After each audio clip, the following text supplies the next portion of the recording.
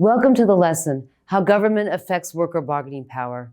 How do you know you or a group of workers have bargaining power? Well, you won't until an individual or group of workers ask for something and get it.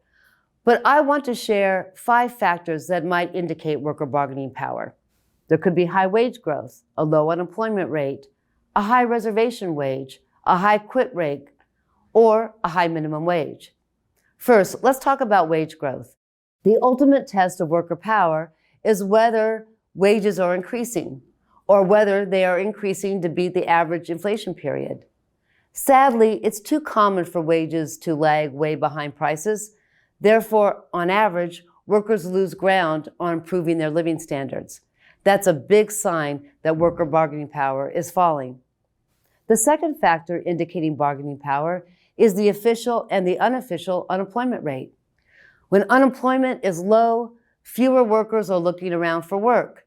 Employers might have to raise wages and improve working conditions to lure them to a job.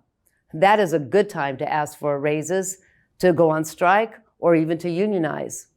From an unemployed worker's perspective, the job seeker may not take the first job offer if it isn't a good fit, if they have unemployment insurance. The unemployment insurance serves society's needs. It would be bad for the economy if jobless accountants accepted employment in fast food just because they didn't have unemployment insurance. Society would lose the accountant's abilities. Also, jobless fast food workers would have a tougher time. In the summer of 2022, when the unemployment rate was quite low, it seemed workers could write their own ticket. However, the official and the unofficial unemployment rates pointed in different directions, and it revealed a mixed picture of worker power. Another factor indicative of worker bargaining power is the reservation wage. The Federal Reserve only asks people every 3 months what their minimum wage will be for them to accept another job.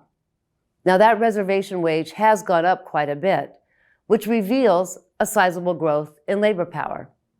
Recall that between 2019 and 2022, that reservation wage had gone up 13%. We covered the importance of reservation wages in earlier lessons. Now, let's explore how government policy affects worker power. Since people began to work for others, the government has been involved. For example, the government or governments around the world legalized slavery, and that helped employers. On the other scale, in modern California, a public sector worker, by law, has a right to their job. This helps public sector workers. They can't be fired in California without due process. The right to a job is like a property right. In California, the public employer must justify the action, taking away from the job, with the same gravity as if it were taking a piece of property away. Most Americans are employed at will. At will employment means workers can be fired or disciplined for any reason as long as it's legal. With union contracts, employers, on the other hand, have to show that an employee actually did something that justified being disciplined or fired. In union contracts, you have due process. If you don't have a union, you're at will. Now, these are just 2 examples of how labor law determines relative bargaining power. The government inadvertently boosts worker bargaining power by providing food stamps, basic income support, or generous unemployment insurance benefits.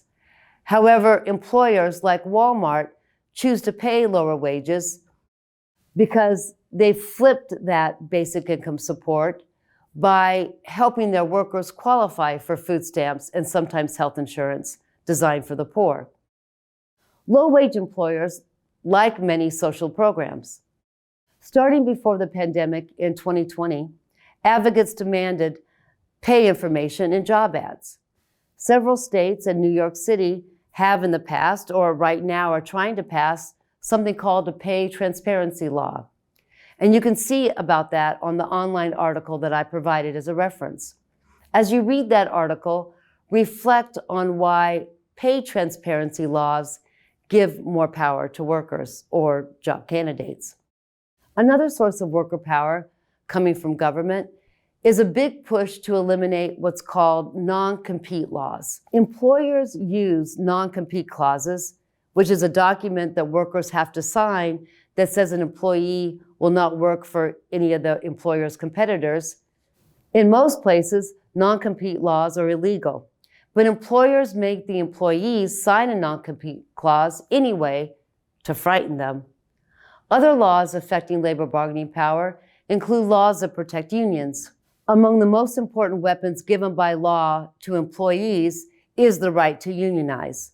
Another important weapon given by the law to employees is the provision of public aid to strikers.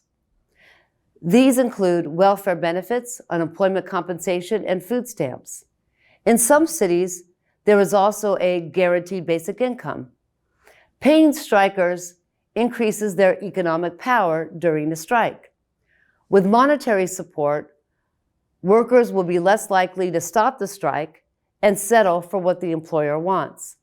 The worker's power comes from receiving income from somewhere else. Therefore, many unions have strike funds to pay people while they are striking. Workers and unions, state by state, struggle over support during strikes. Take, for instance, Texas. Texas is a low worker bargaining state. It bans unemployment insurance for strikers. But in New York, New Jersey, and Connecticut, strikers can legally get strike unemployment insurance. When workers can quit their jobs and have a strong fallback position because of welfare benefits, unemployment compensation, food stamps, or a guaranteed basic income, they will have more leverage over their employer and all employers. The last factor helping increase worker bargaining power is a higher minimum wage.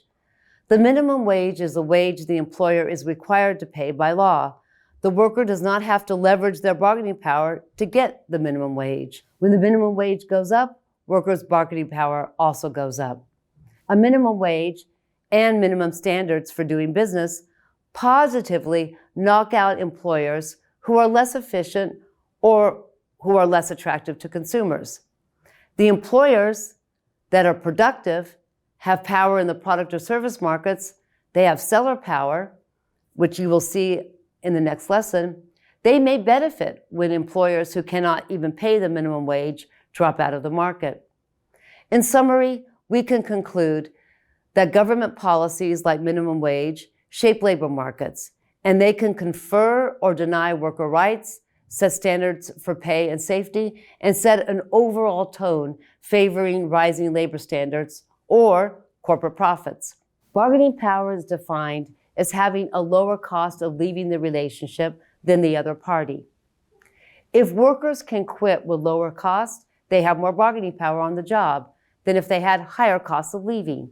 When asking for a raise, a person or union must consider basic economics, such as how tight the labor market is and how much employers are begging for workers.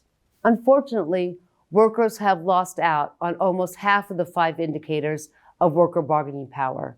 High wage growth, adjusted for inflation, is not happening. Lower unemployment rates, they could go up. High reservation wage, employers may not be wanting to pay more. A higher quit rate, that might not happen if people don't have any alternatives. And higher minimum wages, they may slow down as states and cities don't raise minimum wages. In summary, we can conclude that government policies like minimum wage and union protections shape labor markets and can confer or deny workers' rights. In this lesson, we examined the indicators of workers' bargaining power and how government policies affect bargaining power. The next lesson will explore different market structures and how they impact workers and corporate competition, i.e., how they set standards for pay and safety, and how market structures set an overall tone favoring rising labor standards or corporate profits.